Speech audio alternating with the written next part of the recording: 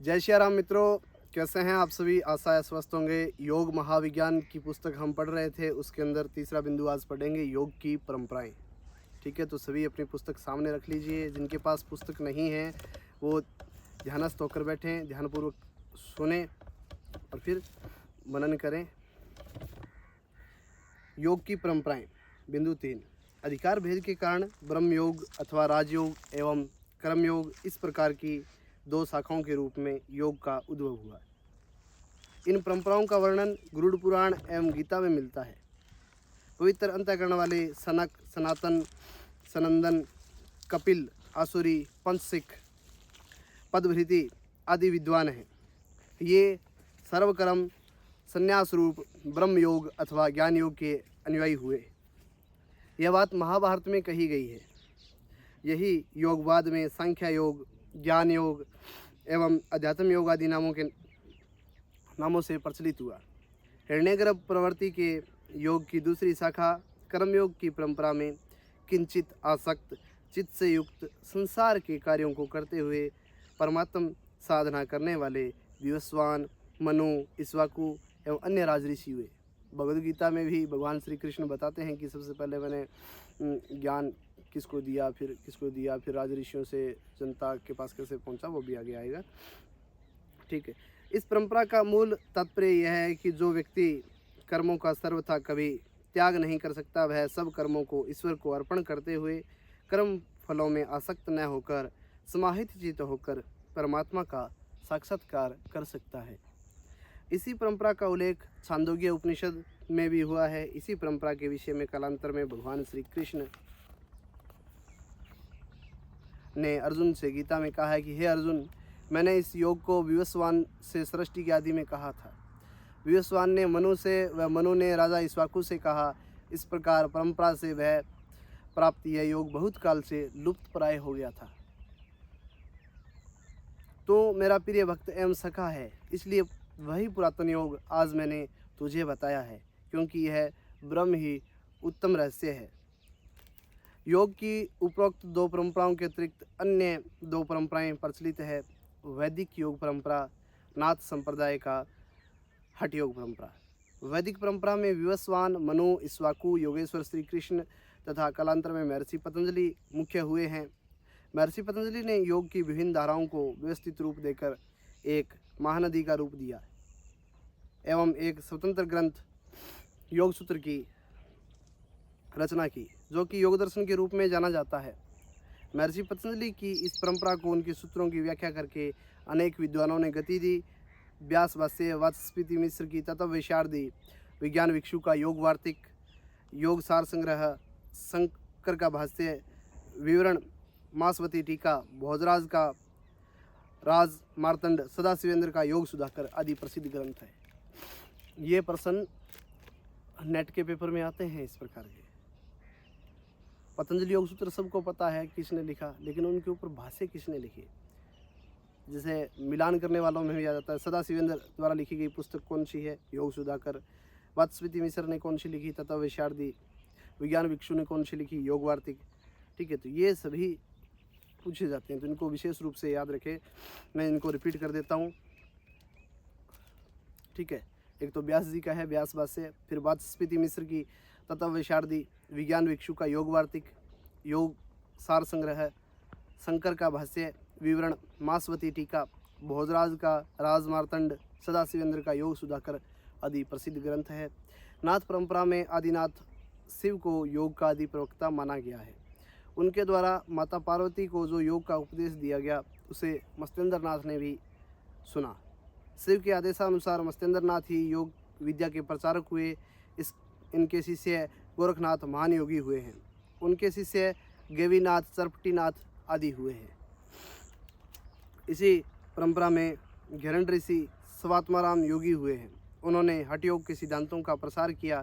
इन सब ने हठ योग की परंपरा को गुरु शिष्य परंपरा के द्वारा अक्षुण्ण बनाए रखा। हठ योग प्रदीपिका, शिव संहिता, गोरख संहिता, घेरंड संहिता आदि इस परंपरा के महत्वपूर्ण ग्रंथ हैं।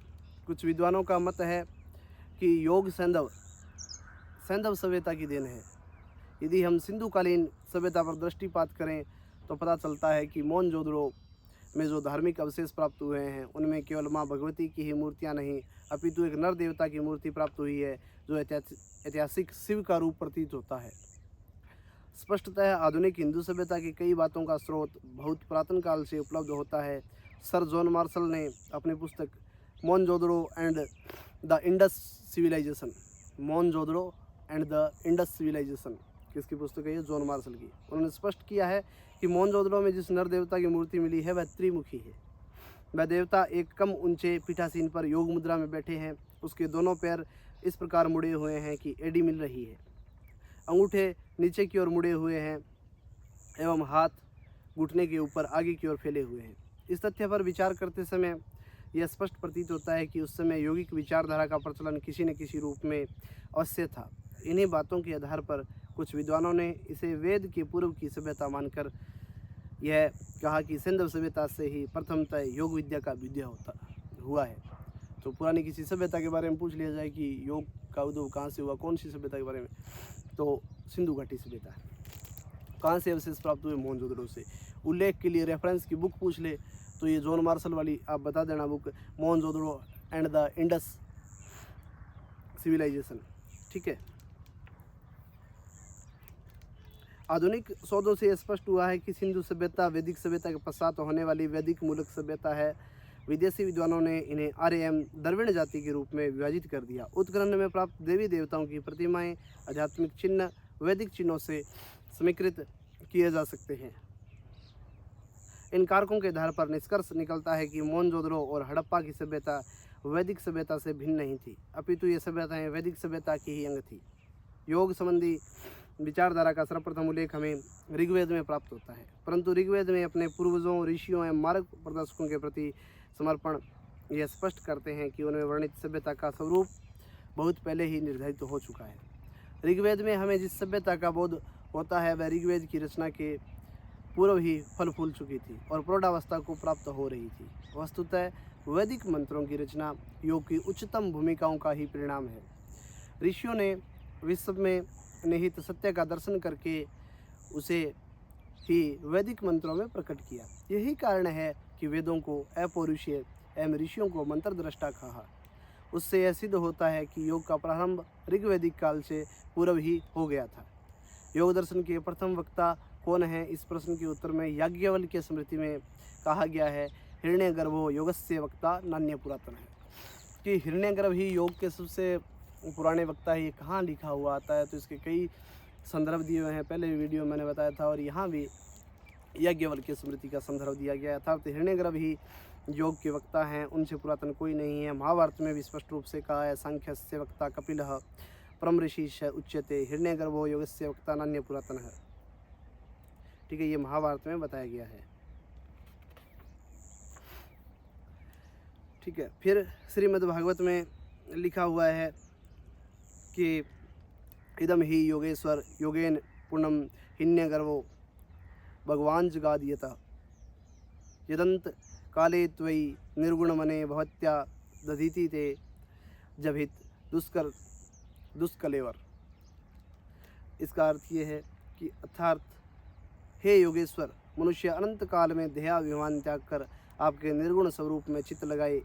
इसी को भगवान हिरण्यगर्भ ने योग की सबसे बड़ी कुशलता बताई है। इससे यह व्यक्त होता है कि योग के प्रथम वक्ता हिरण्यगर्भ है। यह हिरण्यगर्भ कौन है?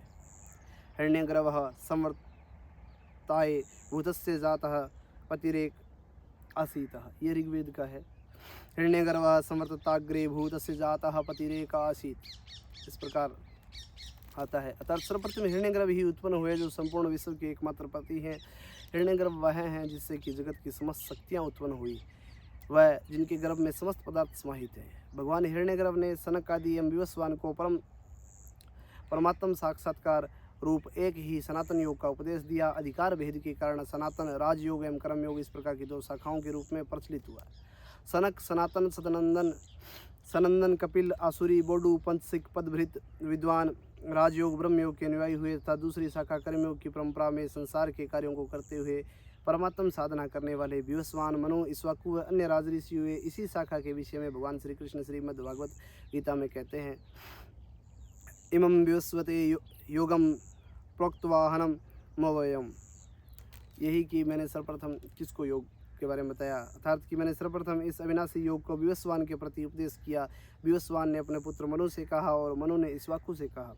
इस प्रकार परंपरा से प्राप्त यह योग राज ऋषियों द्वारा जाना गया, किंतु इसके बाद यह लुप्तप्राय हो गया। तू मेरा प्रिय भक्त व सखा है, इसलिए वही पुरातन योग आज मैंने तुझे बताया है। ये रिपीट की गई ये बात, क्योंकि यह बहुत उत्तम रहस्य है। इस प्रकार परंपरागत योग गीता के माध्यम से हमें प्राप्त हुआ। इस प्रकार तीसरा बिंदु पूर्ण हुआ। चौथा बिंदु अपने आगे देखते हैं। जय श्री राम।